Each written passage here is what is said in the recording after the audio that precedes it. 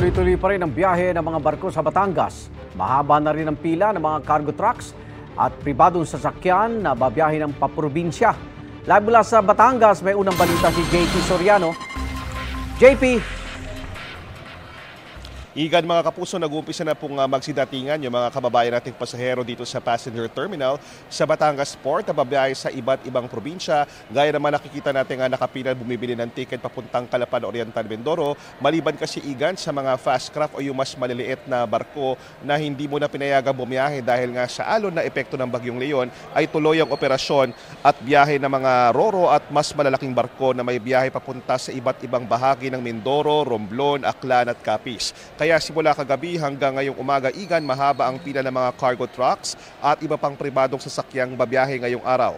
Ang ilang pasaherong nakausap natin ay umaasang hindi raw sana masyado maramdaman ang epekto ng Bagyong Leon sa kanilang pagbiyahe. 24 oras ang operasyon ng Batangas Port at sa ngayon ay tuloy-tuloy ang biyahe ng mga roro at mga mas malalaking pampasaherong barko. Ito nga yung naging alternatibong sasakyan ng mga sasakay sana ng fast craft papunta sa Puerto Galera. Halimbawa, mahigit 13,000 pasahero ang umalis at dumating dito sa Batangas Port Passenger Terminal kahapon at ngayong araw inaasahang aabot daw ito sa 20,000 pasahero. Ayan po ay kung hindi nga mailalagay sa anumang storm signal ang Batangas. Narito po ang bahagi ng pahayag ng Port Manager ng Batangas Port.